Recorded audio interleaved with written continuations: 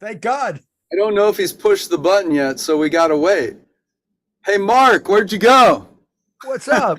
Don't you know we got a show to do here? I don't know where Mark's like just walked away, and I don't know if we're live or not, but that cat's alive. Look at it go. We know Perkins alive. Look at him. Perk, can you hear us? He's back. He had to go take a piss. That's what he did. Man after my own heart. For those that don't know, we're seeing Perkins is trying out a new drum set. He puts it on the wall and he plays sideways. It's kind of a new trick. You saw, well, you know, when they fly him around, but Perkins is he's going sideways. Maddie, look at the new baby. Look at the new baby, Maddie. You guys ready? We're going. Mark, are we ready? All right, you guys, here we go. Stop it.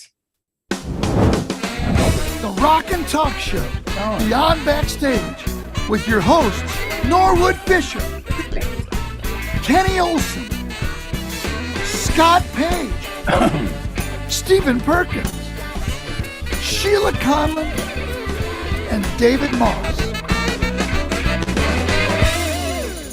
And welcome to the Rock and Talk Show. This is show number 79, the bi-monthly show that dives deep into the entertainment industry, the business of it, the stories and culture, and everything else in between. I am the Moss Man, and let me quickly introduce my amazing co-hosts. We've got over here Norwood Fisher from Fishbone and Truly Gracious. We got the legendary guitarist over here, Kenny Olson, best known Kid Rock, Experience Hendrix, Twisted Brown Trucker Band. We've got Stephen Perkins live from the Jane's Addiction rehearsal. Hi, guys. Hi, buddy. There you are. Oh, yeah. On cue. We got you now. That's right, baby. Hi, Rose. We got Sheila Conlon from the Conlon Company. And last but certainly not least, we've got the one and only Scotty Page, Pink Super Champ. Yeah.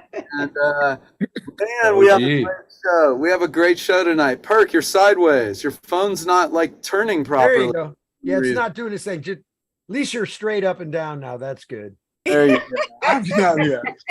You know me, I'm a straight up and down kind of guy. That's right. Yeah. It's that Jiminy Cricket right now. Get in there, lean in there really close. Well, real quickly, I'm gonna just thank our last guest before we forget. We have such a great show tonight, but last week we had Sput.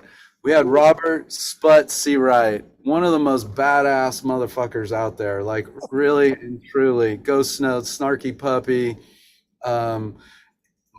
Snoop Dogg, everybody, and then of Toto. course He's playing with Toto now too, right? Oh, and Toto. Yeah, he's playing with Toto. Yeah, exactly. And we had familiar faces. We had Chad and Sean Bierman of Familiar Faces that so good. Those kids did a song with us. That was great. So thank you to those guys. Hey, how we doing? How's everyone doing? Excellent. Amazing, man. Very thankful. Yes. Thankful. What are our backstage, beyond backstage moments? We have one right now with Perkins, right? That's right. So what's happening, Perk? Where are you? What are you doing? Where are you? Rehearsing? What's happening? We're South Pasadena and writing some new music and working and taking our time, laughing, talking about old stories, you know, playing old songs, playing new songs. Just getting loose with our friends here. Well, you know what's so crazy, Perk, because we were talking yesterday. I think it's amazing because both Jane's is doing a new record. You've just got off tour. You're doing Porno for Pyro too at the same time. But you got like two bands going at the same time, man. That's got to be just crazy cool. It is. It's surreal, and it's also like I never thought it could happen. Coexisting, my bands coexisting together. You know? It's like having two girlfriends. It's like literally having two girlfriends. That's what it is. I'll just say no comment.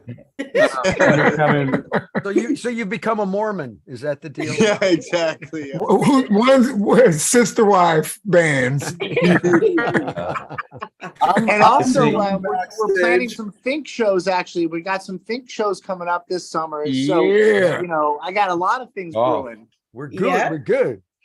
Can't wait to see you, Kenny.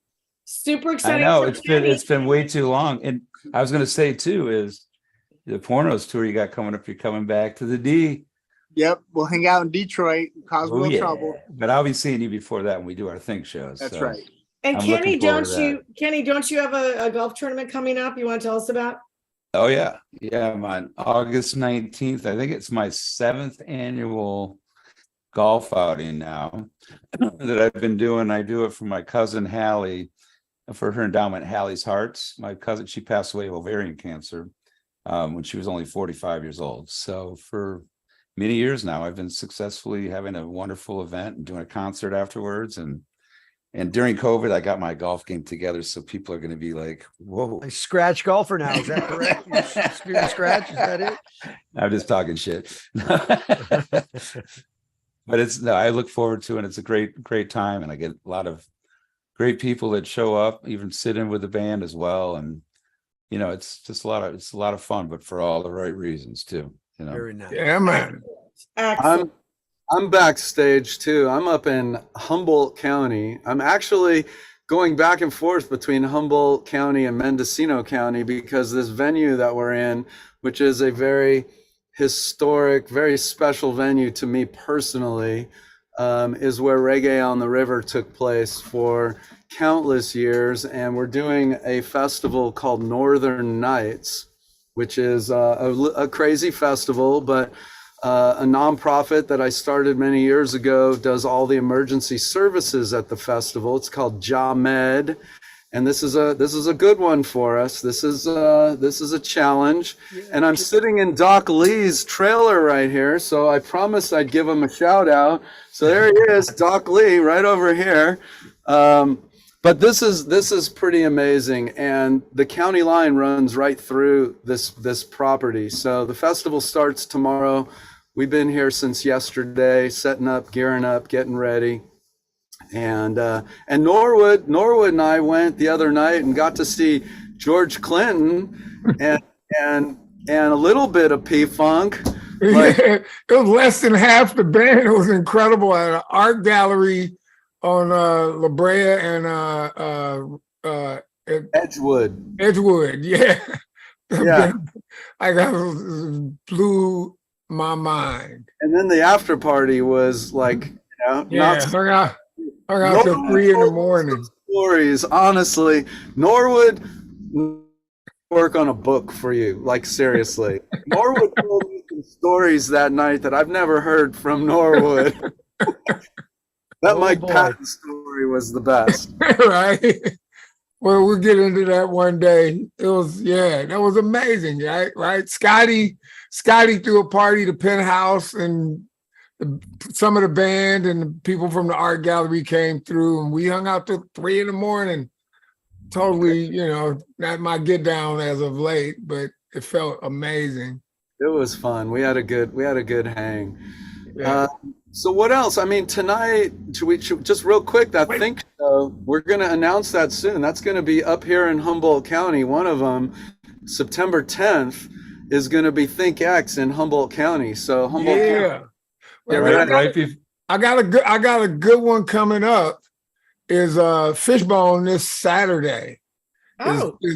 Saturday is playing it's the Solidarity Night. It's for the Writers and Directors Guild strike, for healthcare and other You mean the writers and writers and directors and the directors. actors just joined in.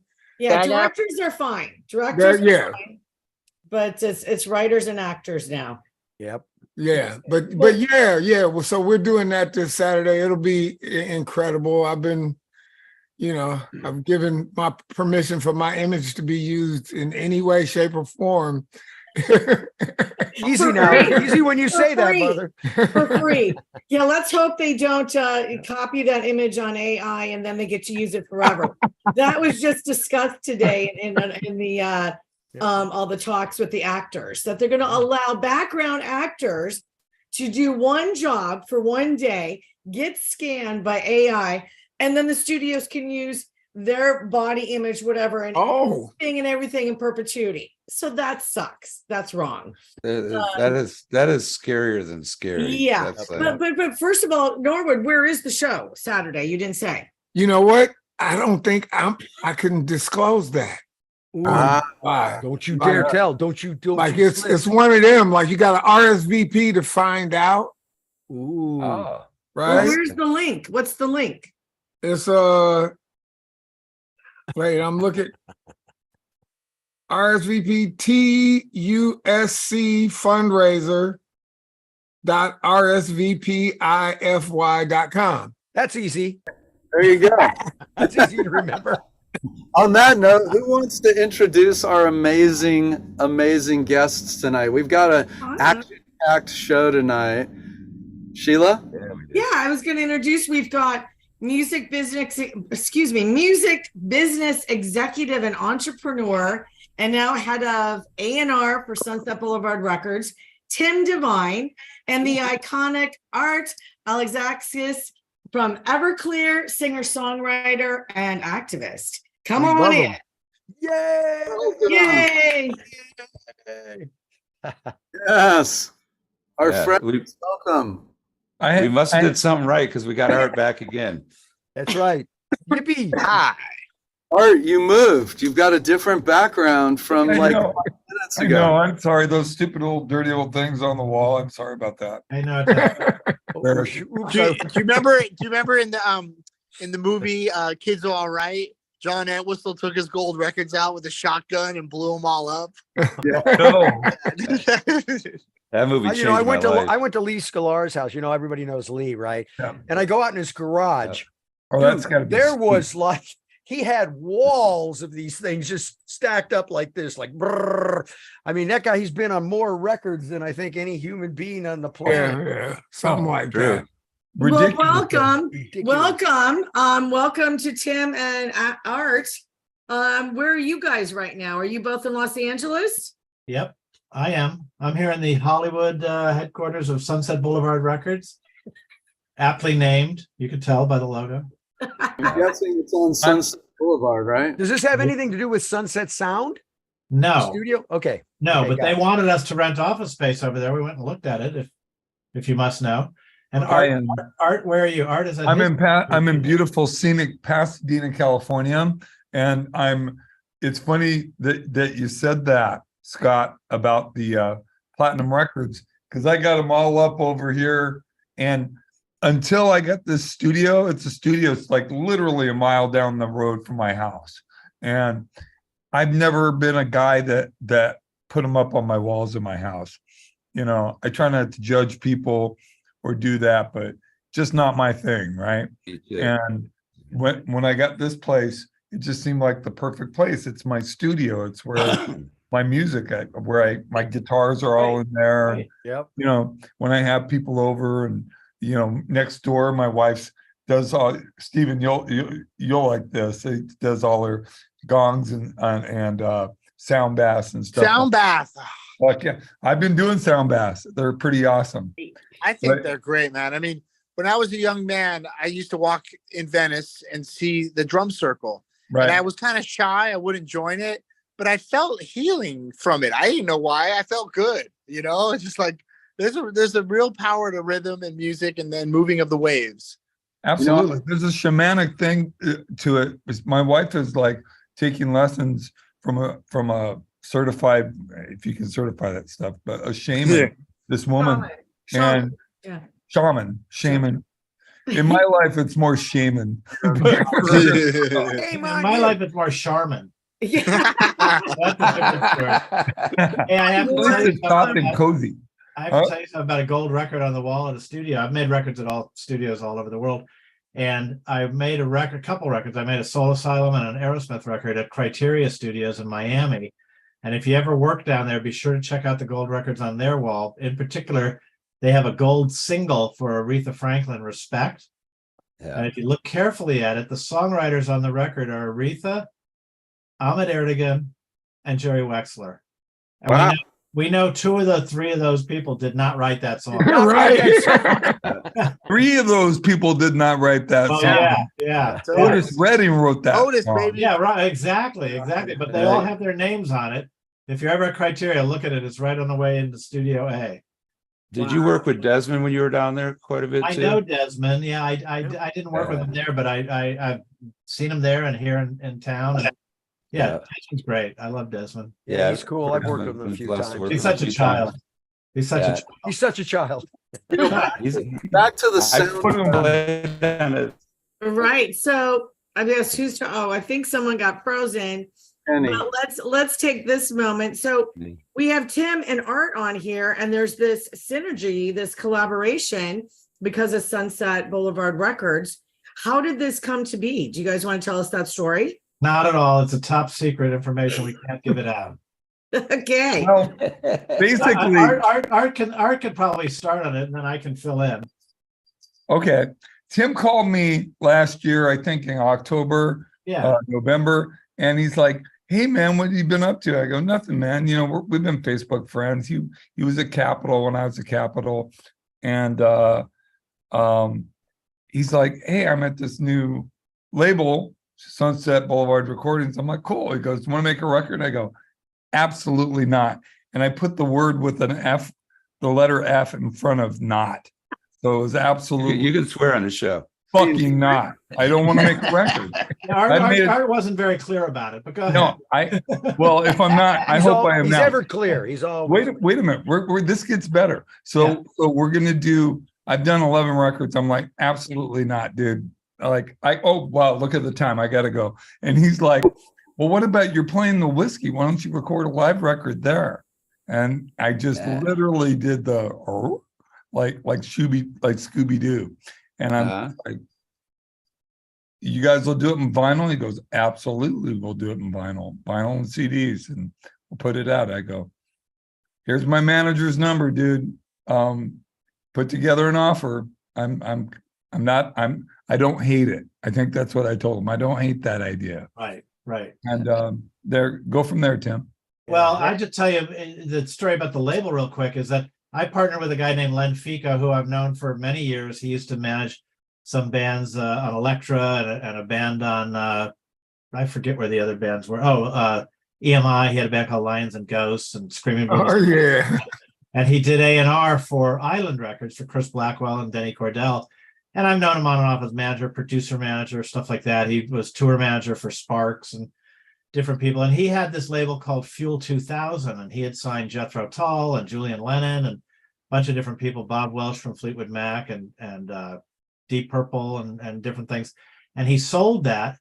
And he started a new label, Sunset Boulevard Records. And he's built it kind of the same way he built the other label, which is what I call phase one. And he's put together a bunch of catalog reissues from everyone from James Brown to Willie Nelson to Aaron Neville. And he bought the Sea Saint catalog when Marshall Sehorn passed away. So we have Dr. John, Aaron Neville, Alan Toussaint, stuff like that. And that has built up a steady flow of, cash flow and opened up retail channels and things like that.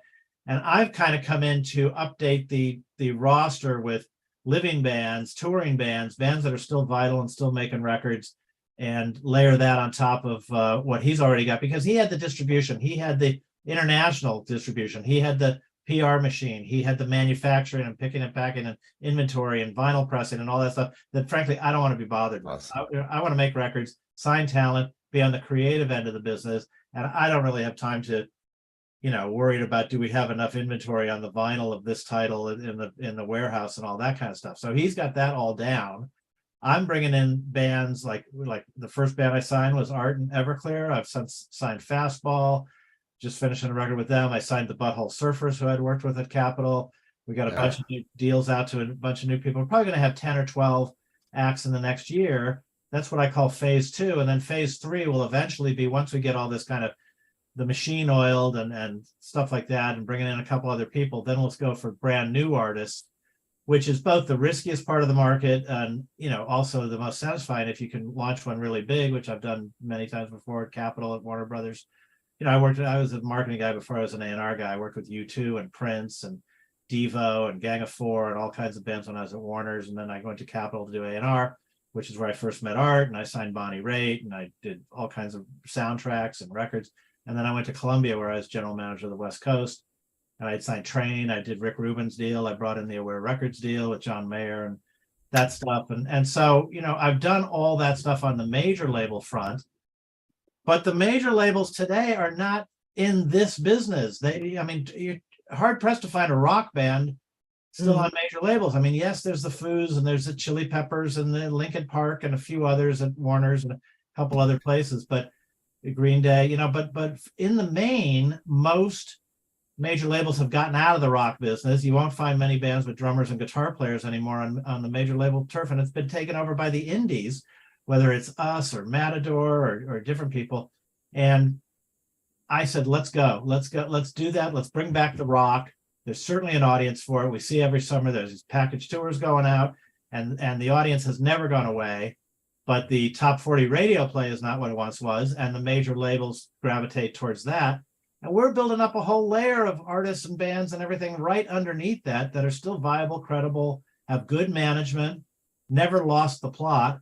And, you know, like I said, Art was the first one I signed, but we're going to have, you know, a dozen or 2 dozen more of these over the next 2 to 3 years, and then venture out into brand new stuff.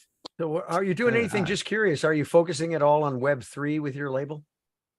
Well, I mean, there's a lot, right? There's that. There's a lot of new technologies. Obviously, AI is, you know, everybody's talking about AI, which cuts both ways. We're trying to focus a lot on licensing for film and TV projects, and I'm getting people to do instrumental versions of their songs. Art's got 2 brand new songs on this live album, even though it's a live 30th anniversary. It's also got a couple brand new songs, which he can talk about. So, you know, we're looking at any and all opportunities between social media and Web3 and every, I mean, we don't take Bitcoin, but that's about it. Yeah, you should. Well, you guys, what? Yeah, my question to you, what you mentioned, Tim, was about, you know, the rock bands, these bands that you're putting out right now and doing, cutting new albums and new music with. Where's your output going to be? Are you thinking of starting a radio station or a streaming radio, or where do you sell music now? Where do you sell? sell?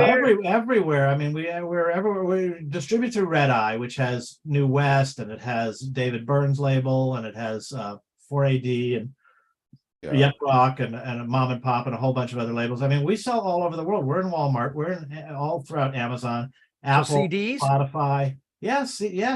Physical product, vinyl and CDs. Finally. Everything. We're in every nook and cranny you can imagine to sell music. You know what? As you spoke about it, it seems, in my perspective, it feels like you're talking about another time, right? Like, except there was big gigantic rock happening, this punk rock thing happening beneath it. Yep. Where college radio mattered. Yep. And you know, it seems like it is not the same, but it's a similar conversation. Yeah, well, Norwood, you know, I mean, look, just because the majors want to find, you know, the next Megan Thee Stallion or what I call Cardi B, C, D, and E, you know, that doesn't mean that's the only outlet for music these days. I mean, these people don't get, Art is as vital as he's ever been. This new live record sounds phenomenal. Oh yeah, the record sounds awesome. I wanted to bring that up. I listened to that clip. Dude, that sounds insane. First of all, it sounds beautiful. It's so well recorded. I was blown away. Jim Kaufman, the engineer who mixed it, is phenomenal. Unbelievable. Yeah. Talk about it, because we have you're welcome for me introducing you to him, Tim. Thank you. Yes. I've known Jim for years. Okay. Let me jump in. Norwood, what you said, I understand what you mean, and there is a DIY aspect to this, but I wouldn't compare it to like the late 70s, the 80s, when a lot of us were young and coming up and listening, buying the Stiff singles and the Slash records and all that stuff, which was really, really exciting. The model, I like the model of what Tim and Len are going for. So basically, they're getting bands that have followings, that have heritage bands. Like it or not, man, we're a classic rock band. And a lot of people have problems with that. I have no problem with that whatsoever. Neither do we, by the way. You know, but you start with that, and our live record. Well, the thing I love about it that I was attracted to when he talked about it was doing an album of like all our hits, fan favorites. You know, there's a bunch of songs on there, and doing a couple new songs. It's a much raw. You've heard it, got a couple of you, right? It's raw. It's rock. It's a little sloppy. We didn't tune the hell out of it. It's pretty much like it came down that night when you can watch on the video. The thing I like about it is that is indicative of our live show forever. And it doesn't sound necessarily like our recorded records because I'm 61. I grew up late 60s, early 70s listening to bands who would do more produced records, and you'd see them live and they'd melt your face off, right? And so that was kind of the idea behind it for me. But I really like Tim and Len's model of starting with that and then maybe going to some original music with some of these classic bands. I'm not sure I want to do an original record. We'll see what this does. We'll talk about it. I put an arbitrary goal for them to meet, which is not going to happen. But You don't know that yet. I know it. I know it. How about showing a clip? Like, now's a good time. We have this clip. You want to talk about the song? Take a look at it. Yeah. All right, here we go. Let's show it right here.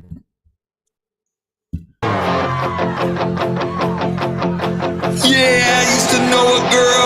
She had 2 pierced nipples and she'd drink that Mexican beer. We'd live on Mexican food. Yeah, wish I could go back. Yeah, back in time. And there used to be the kind of girl that you would never leave. Hey, hey, hey. She do anything to give me what I need for my disease. She would do anything. I can hear them talking in the real world. Yeah, but they don't understand that I'm happy in hell with my heroin girl. Yeah, with my heroin girl. 310. And there used to be the kind of girl that you would never leave. Yeah. Oh. She'd do anything to give me what I need for my disease. She would do anything. Yeah, they're talking in the real world. Yeah, but I don't understand that I'm losing myself in a white trash hell. Lost inside a heroin girl. Heroin girl.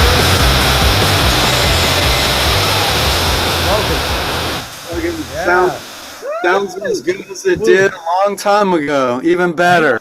The Amazing. honesty. It sounds so honest, right? That's the Well, beauty of it. it sounded kind of distorted on my side. There was some distortion going on, bro. Yeah, that's- that was. it's- And on it a doesn't Zoom sound- call- It'll on a sound Zoom much call, better it on the other side because we're all muxing the audio with all of us in it. So Right, it sounds okay. totally Right, different on the right. other side. Yeah, there was a little delay going on. You know But what, Art? You know, it's the thing I love about the record is that it's honest. It's just it's sloppy, it's loud, it's raucous, and it's honest, just like rock and roll. It took me right to back in time. Remember when you and I, Everclear, we did that show with Iggy Pop in Atlanta? Yeah. Remember that show back in the 90s? It took me right to there watching. That was badass. what you Oh, was said. that a big outdoor Pretty cool. show? Oh yeah. Yeah, the Yeah, big yeah, Atlanta Music, music fest. Music Midtown in Atlanta. Yeah, That was, yeah, you were with Bob, right? yeah, back then. Yeah, I remember. Yeah, I was there that day. And I remember. That. I remember talking to you. We were hanging out backstage. I remember Yeah, that. right after I stole the golf cart so I could go see Robin Trower play for a minute. Wow. Man, that sure dates us, doesn't it? A little bit. Boy, think Yeah. about it. I haven't heard that name in a while. Wow. We're not signing him, just so you know. No, you're going. I like that you're going for the new classic rock, which is basically 90s.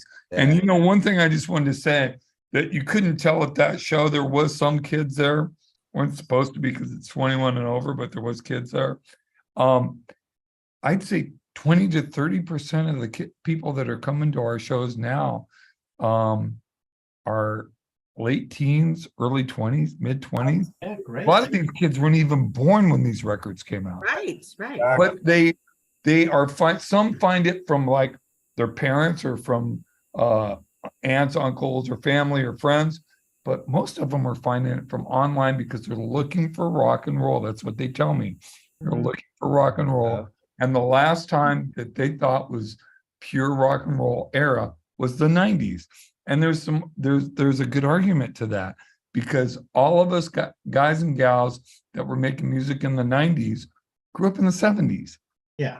With AOR radio, you know? Led Zeppelin, right. Yeah. You know what, Steve Perkins, I think, brought up this point. I'm about to repeat something. It is, if you came up in the 70s and transitioned into the 80s, Led Zeppelin was classic rock by 1980. It was, you know what I mean? Like, that's weird. Yeah. To think now. Yeah, exactly. They weren't old ass band. Well, no, They were still young men. Yeah, but they gave up early too. They gave up after Bonham died. I was at the show at Day on the Green, which was the last US show they did.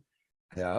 And after Bonham died, they basically never played again except the O2 show. So they prematurely ended because they had a death in the band. Yeah, but what absolutely, but what Norwood was saying is true. They were already getting played in recurrence. Yes. Like Yes. like on like 70s shows in 1980. Yeah, exactly. And there was a bunch of their peers, bands that emerged in 1970. Which brings up a funny story. So in 1986, I was hanging out at this club called the Music Machine on a Tuesday night. It was a new music show. You know where I'm going, Per. Yeah, I saw them there. Yes. And I was like, you know, I was there because my ex-girlfriend worked at the bar and I could get free drinks, right? Yeah, exactly. I was still in prime blackout drunk era of my life. I've been You sober. earned the name Everclear? Is that what you're saying? Yeah, but I was sober when I came up with that, but nothing gets more fucked up than alcohol, especially. But we're watching. I went and saw a friend of mine's band that I used to be in play because I wanted to see if the guitar player was as good as I was. He wasn't. And I was like, I'm gonna leave, and this guy goes, well, this band's coming up called Jane's Addiction. Let's stay. Maybe that chick Jane is hot or something. Yeah. And dude, we're sitting there. There is literally 6 people plus the wait staff and the bartenders there. Am I exaggerating? No, you're right. I think it was a band called Rad Waste. Rad Waste was the first band, and then there was this rockabilly kind of band. Texas Terry. No.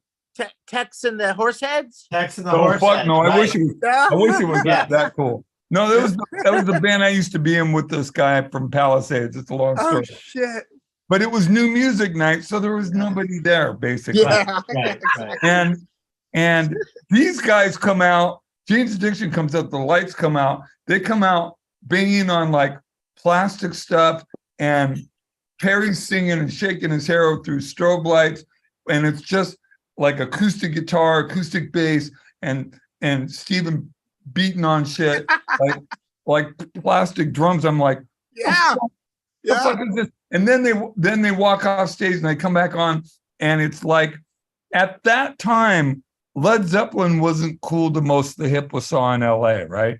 They weren't cool because they were like dinosaurs. Yeah. Yeah, exactly. These guys came out and just literally everybody in that club was like, Well, by the way, everybody's Jane's walking out like, got their record deal out of the Music Machine, right? what Yeah, the but fuck was that?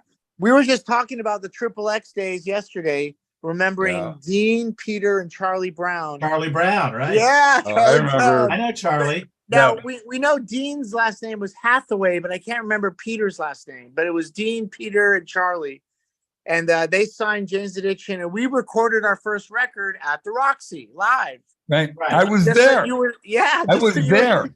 Yeah, I was there passed out drunk, blacked out drunk with my first wife. I was there at that show. I saw you guys at Scream. I saw you at Club Lingerie. I Well, saw you know, I thought you looked familiar, but I wasn't sure why. Dude, I was a little skinny guy with long brown hair, and I was just like, I was coming out of the cowpunk scene, and just I was a few years from getting sober yet, you know. And Well, so check it out, man. We're working on New Jane's Addiction right now. I've got Dave's guitar. sweet. I got Eric's bass. What I want to say is, and that's the old shit right there. We're doing it. We're going back old. Good, We're going good. old. We're gonna have to have a conversation with you, Steve. yeah, you need to have a conversation with him. I talked to Ian when you were headed down to South. Oh, you did? Yeah. Ian just left about a half hour ago. Oh, okay. Yeah. We'll pick that up. Started out with no fucking way. What's that? Yeah. I was just going to say one more thing. So the very next day, everybody's talking about Jane's Addiction. I don't know if you guys planned this or what happened, but all the people that back then, even K-Rock wasn't playing new music like maybe Rodney would on Sunday night. Rodney. Yeah. But KXLU up at Loyola Marymount was playing you guys, and they started playing your demo, the original demo, the one with Had a Dad that started off with boom, boom, boom, boom, boom, boom. That's the way it started. I still love that version better because that's the first one I heard. And I drove up to a Loyola Marymount to talk to the girl who was the DJ who was playing it. And I'm like, come on. Wait, who was it? I can't say. Was it Ava? No. You mean KXLU? She became my girlfriend, and then she went on late nights, and I used to take over her show. She'd be like, "I'm too tired. Can you come?" Oh yeah, there you go. Right. And I go up and do her show, you know. But I could afford to go to Loyola Marymount. Say KXLU or KNAC? KXLU. KXLU. Loyola. Yeah. KXLU Loyola. Yeah, because KNAC wouldn't play us because we were too feminine. Well, and also they were in Long Beach. Oh, somebody's masculinity was not secure over there. Well, now we see why you're doing a new record. You're coming out. The times have changed. Yeah. Like, You know Coming what's out. cool? Art, when you saw us at the Music Machine, I was hanging out with Norwood, and my mind was being blown daily by their band. And you know how tight and sophisticated that music was that Fishbone was delivering in the Minutemen and in X, and what came before us was so interesting. Oh, dude. And it was a great diving board for us, you know. Absolutely. The LA music scene, man. X is one of my favorite bands of all time. Norwood, I probably saw you guys maybe 30 times in LA. Remember the LA when you guys played the LA street scene? oh yeah. Oh yeah. Yeah. I mean, those were those are the days, dude. Well, Oh my God. Well, Yeah. I got a question for Okay. Tim real quick before Yeah. okay. I've been dying to ask him this, bring this up. It's like, Tim, with all the amazing people you've worked with and I'm my friends, but I want to talk to you about what we were talking earlier with Curtis Mayfield, one of my all-time favorites, and when you and Norwood did that, since you're both on the show. Oh, sure. Well, I did a record, you know, one of the biggest records he ever had, obviously, was Superfly. Yeah. And the soundtrack to the movie, Isaac Hayes, and that whole thing. And so I thought it's time to do a sequel. And there was a movie sequel coming, Return of Superfly. And what I did is I bought the soundtrack rights when I was at Capitol. I did a lot of soundtracks. I did Rain Man. That's awesome. All these movies. And I said, we're going to do something for Curtis. And I got Curtis and Ice-T together, Ice had done a track with Pusher Man with Curtis.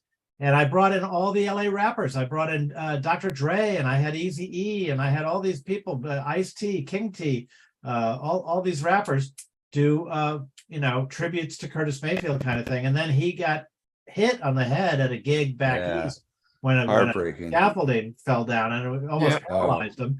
And it happened to be the same time the record was coming out. And I said, we need to put together a benefit for Curtis. So we had all those bands, and that's when Fishbone played. This was at the Hollywood Palace, and we had a couple of guys from Santana, and we had Ice-T, and we had Cube, and all these people came and did a great show. And we raised a bunch of money and awareness. That's really it. there's no way Oh. I would have ever said no to that one. That's like, he Yeah, that's he right. was That's right. Everybody was, Oh, it was not a Curtis hard is- sell. like beyond that Fishbone covered Freddie's Dead, and it was, Oh, kind of bulked up everything I for don't us, know if put you us ever on met, I Soul don't know if you ever Train. met Curtis, but I went to a few gigs. He played the Palomino, and he could not have been a nicer guy. No, He we might- did, so we sweet. did it. We did a song on the I'm Gonna Get You Sucker soundtrack, Yeah. Yeah. a song called Fly Guy, and Well, we got to record with Curtis Mayfield, bro, and dude, he was so gentle with us, Yeah. and yeah. gentle, thoughtful, and the ultimate teacher. Yes. Isn't Like, that the best? Isn't that the best? I When can't you- think of a bad word to When you say. go to about it. school, I love it when I go to school. well, And Yeah, even like you guys just doing a live album, which is so amazing and intimate. My favorite album of all times, really. I mean, I have a lot of them, but Curtis Mayfield live at the bitter end back in like the early Sure, 70s is like sure. the best. I mean, the album is like I have it on CD and vinyl. I found it on vinyl when I was a lucky kid in Detroit, and then I found it at over in London when I was over there Yeah. at Tower Records and got on CD. And Some he live does- albums are very perfunctory, and other live albums are just one of my favorites. It's a Humble Pie Rock and the Fillmore. Oh yeah. And it leads. yeah, live at yeah. Leeds, of course, live at Oh, Leeds. yeah. Oh my God, right? There's some really great. I watched. I was the first guy to play Frampton Comes Alive on the radio when I was in college at Berkeley. If I told you, Oh. I won't hold that against you. I know, there you go. I knew you were going to say. I love Brampton. I know love you Nat do. King Cole You're live. a At the, lady. Part of that Nat was King Cole live at the Sands is my favorite live record of all time. So, Okay. Yo, I because I'm haven't a heard little that. older than you guys. Oh, wow. But hey, listen, I'm just, because we have to be mindful of Art's time. Oh yeah. And so let's do this. I mean, Tim and Art, like, give us the timeline. When are we going to hear this? What else to watch out for with Sunset Boulevard Records and Art, where you're playing? Kind of give us the wrap up, and we'll say goodbye to you as we introduce our musical guests for the night. Okay, Right. great. Let me do my thing, then Tim can take it from there. So basically, we've released the video, and he can tell you more about that, and a single of Heroin Girl live from the record, kind of a teaser to let you know what's coming. But like he said, there's two original songs on the record. One's called Year of the Tiger, which came out last fall, and it's super political, kind of power pop punk song. Look up the video on YouTube. It's great. Yeah, it's old school Everclear.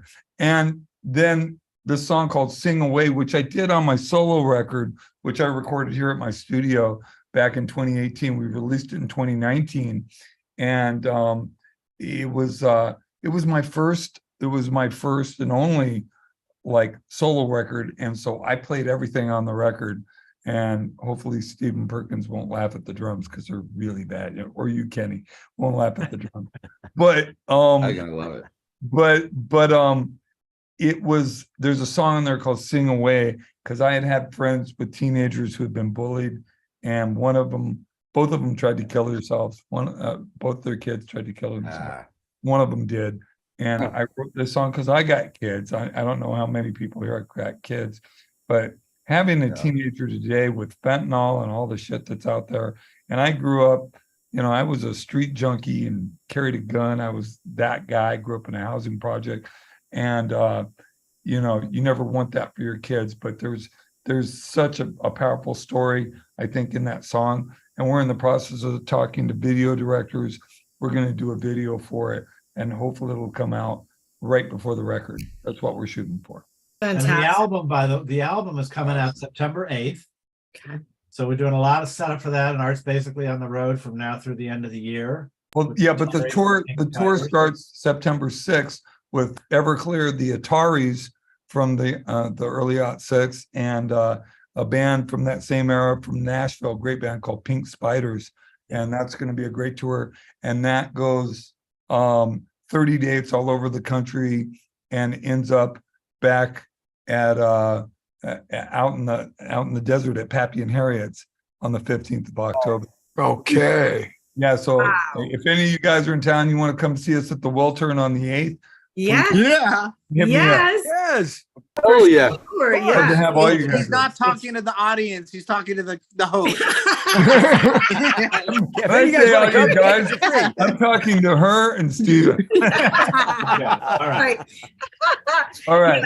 We'll make sure all- I gotta jump. I gotta go work on, get some sobriety in my life. Thank you guys. God bless you. Yeah, bro. Thank you. Thank you so much for doing the show with us. We really appreciate you. Thanks, man. We've had you on twice. Much love, brother. Yeah. And we get free tickets too, so it's great. Absolutely. By the way, I got to give him props every time I talk to him. In 2021, I was in the hospital with COVID, like bad, for 3 weeks. And then I was in bed for another week after that. And then you did our show like right when you were recovering from that. Right. Yeah, I think what he's saying. But Stephen had reached out to me when I was in the hospital, and that meant a great deal to me.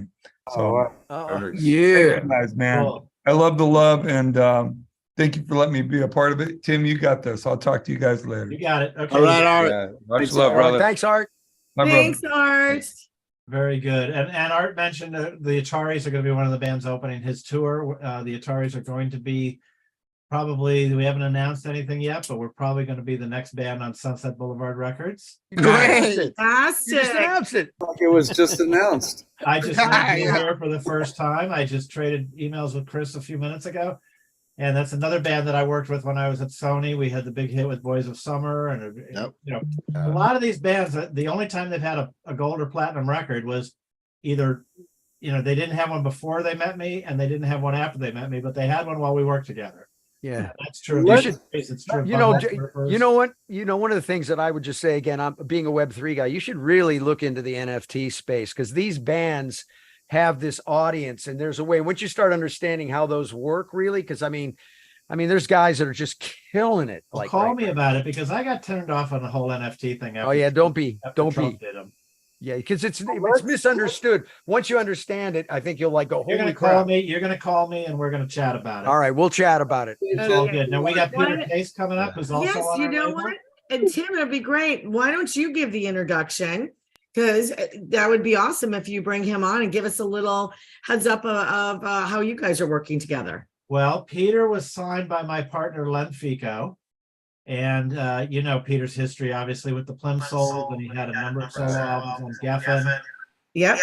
And You guys talking about me or what? We're talking talking about about you. you up. We're bringing you in, Peter. Oh, okay. Yeah. What are you doing? Who else is here? All right. How y'all doing? Kenny Perk over is here. here somewhere. He's hiding. Who? Oh, Stephen Perk. Perkins, he's there, Stephen. Your favorite Jane's Addiction drummer. Yeah. Yeah, man. Yeah. How's it going? What you guys been doing? Yeah, man, we're doing good, man. Where are you? I'm home. Where is that? Where is that? San What part of the Francisco, world? man. I'm in You're San home, you're home for a minute. Hey, what? Yeah, I'm home. I'm in San Francisco. Okay. Up in the Very Rich good. We district. all saw Peter play. He just played McCabe's in LA, sold out. Yeah, I was down there a couple weeks ago. Yeah, I just got back from tour. Really, I toured all around the country for a while since I guess April, and now I'm just kind of cooling it out here until the fall. I guess playing some local gigs and stuff. And so are you touring solo? Do you have a band? What do you got going on? I don't take a band, man. I just go solo. You know, if I had a free band, I might take it, but I don't take no band. But you have the Make a occasional lot of special noise guest. alone, man. My heroes were all like solo players, you know, like you know, I saw Lightning Hopkins play when I was 71, and I saw Yeah. you know, John Hammond Jr. and a lot of other people. So like it's like that kind of thing. I can make a lot of noise, and nobody ever complains. We just had to pack clubs everywhere, man. So it's been going great. But I got this new album out. I play piano too on the show, and when I was down at McCabe's, I had a bass player. You know, there's a great bass player down there that played on the album. The album's called Dr. Moan, and it's out on Sunset Boulevard and Records. It's out on Sunset Boulevard. Walking up and down Sunset Boulevard. No, it's on Sunset Boulevard Records, and came out, I guess, in right at the start of this tour. So we've been playing it everywhere. Nice. And you have a documentary too that's coming out right now, or is it already out? The Yeah, this Million guy Miles made a Away? documentary. He filmed it all right before the pandemic went down, man, and Yeah. it came out. Yeah, It's pretty. That's kind of a weird combination of having an album out. The album seems like it's getting a good reception, and people seem to like this documentary. I had no idea what to think, man. I'm too close to it, but people tell me that it's, people who are really aficionados of the kind of music, they dig it, and then people that don't know anything about it, seem to enjoy it. So I guess the filmmaker, his name's Fred Parnes, he did a pretty good job on it. So. It's weird to have a documentary. I mean, I told them when they started wanting to do, I got through 65 years of life without a documentary. Okay. It's not really the missing piece or anything, but it's cool. Did they do a good job portraying the documentary? Yeah, they did. I'll tell you what they did. Was they dug up a lot of weird source footage that's kind of amazing that they got it. Like they got footage. When I came to California, I was 18. And I played on the street. I was a street musician for I lived on the street for a couple of years, played on the street. And this guy came out and had made footage of my little street band playing back in 73. Wow. So they dug that out, man. And it's cool to look at it just to see what people were wearing and what the cars look like. And it's real beautiful, 16 millimeter. It was lit real cool by Otto Premiger's son I didn't even know who Otto Preminger was at that point, but his son was lighting it, and it looked real cool. And we went up to North Beach and we played on the street. It was a real off night on the street. I made a buck playing that night. It was they showed me getting the buck in the movie, what? But the guy bought me a bottle. He bought a half gallon of wine and gave it to me and the other guy, and so, okay, well, go ahead and film us, And so, so I was just a kid, man. So they got that, and then they got the Plimsolls, and they got an interview with Jack Lee, who just passed away actually from the nerves, but they got it, they got that interview a couple of years ago, and there's a lot of this Plimsoll stuff, and then they took me into Sunset Sound, which was great because I hadn't been there since. It's one of the great echo chambers in town down there, and one of the great studios, and I hadn't been in there since the 80s, man, and they took me in there and we recorded, and that was a bonus, but that's all in the movie. There's enough material in the movie to make another album, I think. That's Funny about studios. They said when Ozzy Osbourne went to Abbey Road, they said, well, the Beatles were there. What was it like? And he goes, they weren't fucking there when I was there. That's right. That's Ozzy. We were at Sunset Sound. A lot of weird people would be there. The first day we ever recorded, man. The first day I ever recorded in Los Angeles, the Plimsolls went to the studio, and Tom Waits was in Studio C. The Plimsolls were in Studio B, and Frank Sinatra was in Studio A. Oh, wow. Wow, man, this is weird. But and then when Sunset Sound, you might see Michael Jackson coming through and all sorts of different people. Yeah. Prince worked there a lot. The Stones. I used to see Prince out there all the time. They set up a basketball court for him out there when I was making my first album. Prince would be out there, and he'd be out there shooting baskets, wearing these gigantic heeled shoes, and it was funny because Prince was pretty good, man. And then he would they pushed a couch out right onto the basketball court, and he would lay on that, wearing all these incredible clothes, and he'd be writing his lyrics out there. I'd see him out there all the time. I didn't really talk to him, but he didn't really. Prince was, Prince is a short guy. I did 3 albums with Prince when I was at Warner Brothers, but he was a short guy, but he was the all-star player on his high school basketball team. Yes. Yeah, he's incredible. I watched him play a little bit. He could really do it. So that was pretty cool. It's like that legendary skit what's so cool that Chappelle did. Oh, go ahead, Kenny. No, I was just saying that it's like the legendary skit that Chappelle did with Prince and Mickey Free. Yeah, totally. Playing against Eddie Murphy and Charlie Murphy. Oh yeah, it's a Chappelle skit, but it's a real thing that happened. Yeah, it's for real. Yeah, he was really into it. Yeah.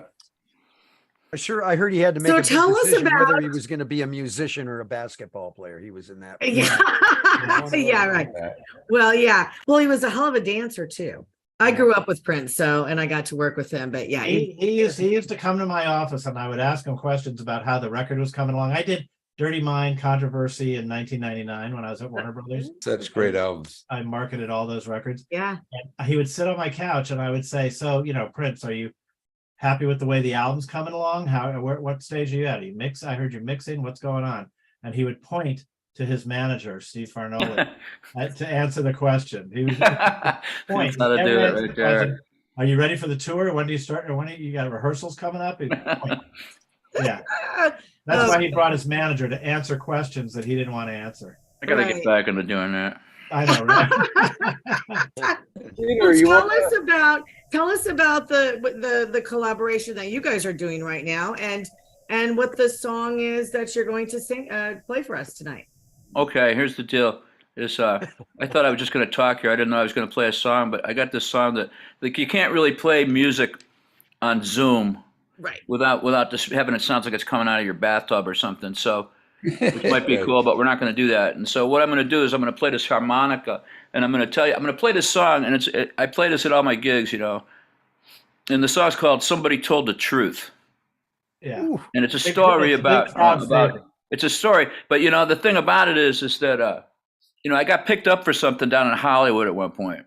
Well, at a number of points actually, but at one of the points, they let me. You know, some stuff went down, and I didn't do it. Okay, you can trust me on that, folks. Out there in podcast land, I didn't do it, but you know they didn't know that, and then they came and they said you can go, and I guess I must have looked at the guy kind of quizzically, or I don't know what he thought, but he goes, "Somebody told the truth." Ooh. And I walked out, and I go, I'm a songwriter, right? So I'm waiting for songs to show up like that, and it was like emblazoned in the sky. Somebody told the truth. Like, thanks a lot. You just, you gave me a hard time, but you just gave me my new title of a song, because they talked to people who were at this thing that happened, and I don't even want to go in it, but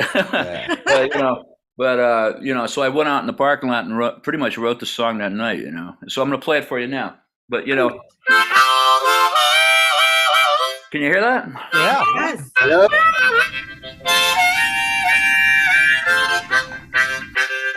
What's it like if I do this? Yeah. Is that better? Yeah, it's good. Yeah.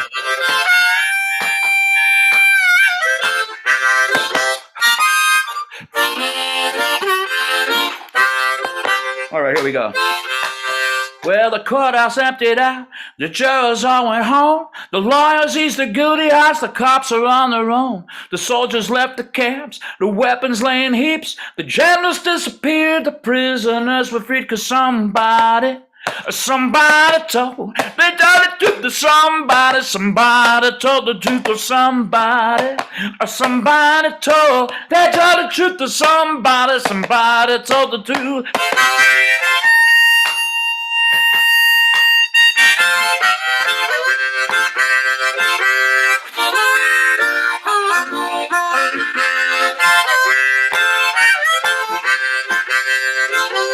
All right, second part here.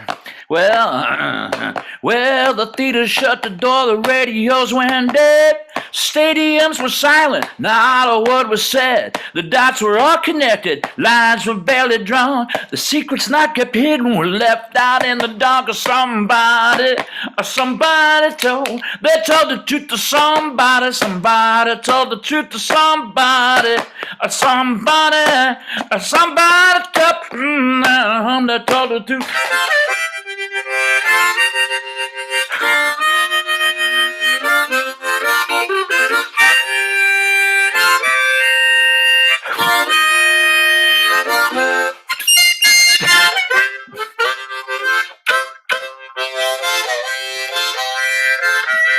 Not that one.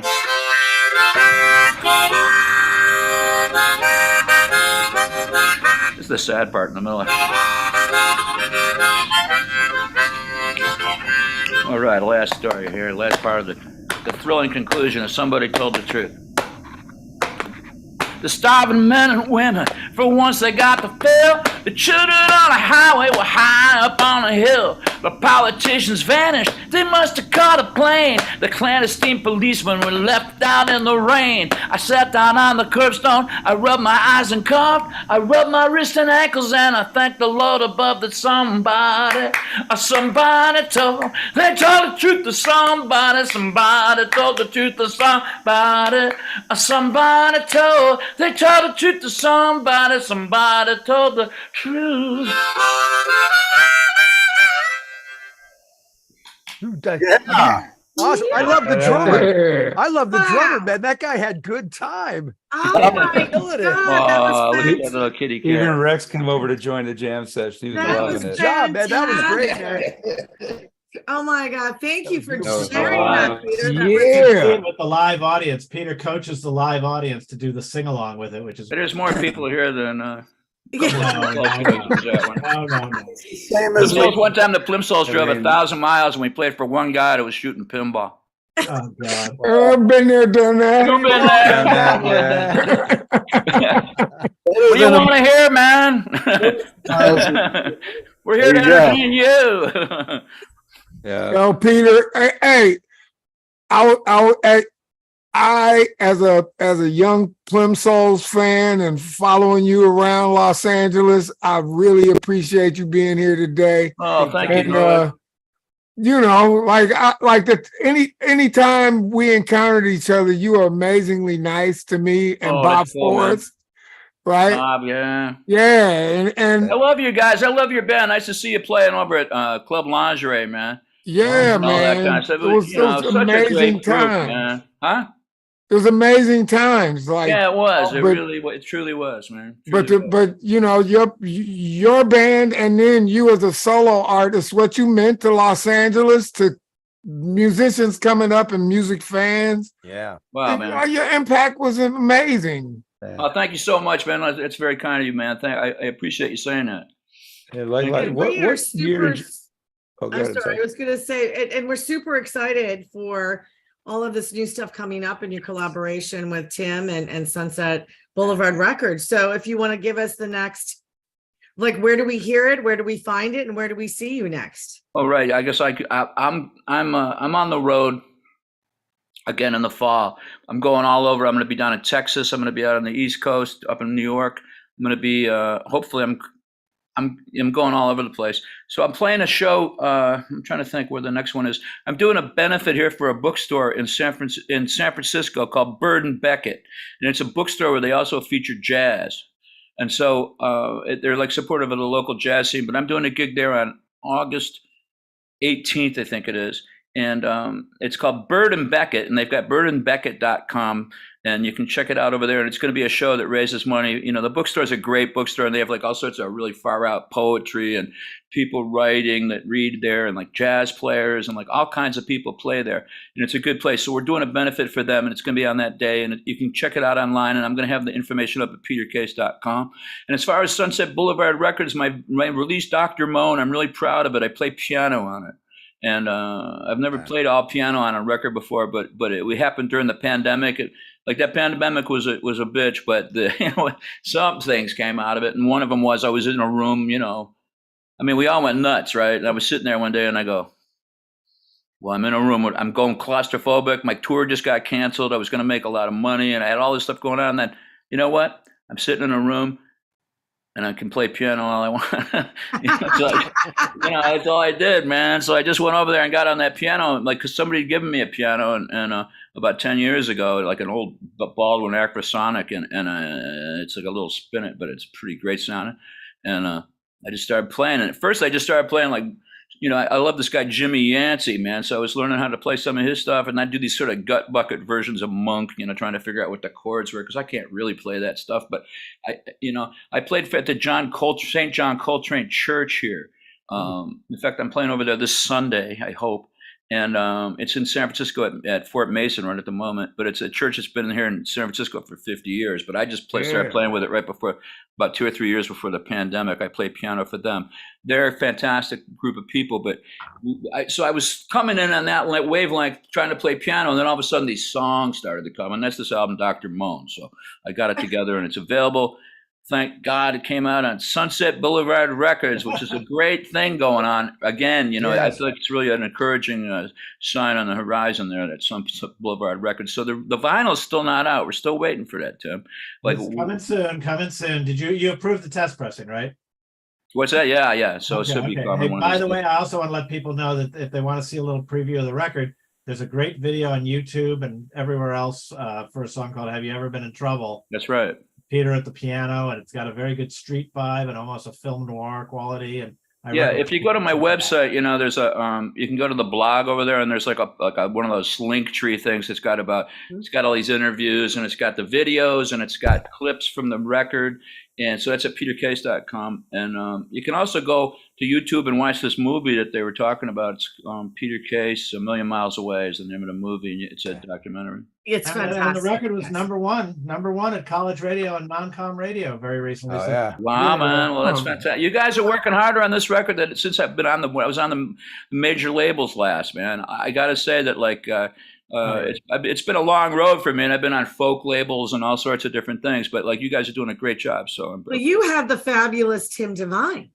what? Fabulous. worked that much together, Devine. I can't hear him. Like, my tinnitus is acting up. Let's see, you got it one at a time. Oh, I said you have the fabulous Tim Devine. Well, that's right. Yeah, he's doing a great job. And Len Fico, who I've known Right. since when he was working with Sparks. I've known him forever, and love. It's a great thing. It's it's the home team, down there, and so I really appreciate it. That's awesome. we're into it. We're into it 24/7. We're pretty much at the end of the show, and All right. just want to take a second to say thank you, Tim, for joining us. Thanks to Art for joining us. Peter, thank you for joining us. That was a good show. That was All right, a- man. It was fun. Really It good Yeah, show. good was a good one. Lots of Good fun. people. And Tim, really, thank you for taking this gig and bringing this kind of music back to life on Sunset Records, Sunset Boulevard Records, because we are all big fans of it, and I think there is just such a huge need for it. There's Big a lot time more, now, a lot more especially. where that came from. There's a whole generation of music coming, and we're going to be having new artists as well as soon as we get Yeah.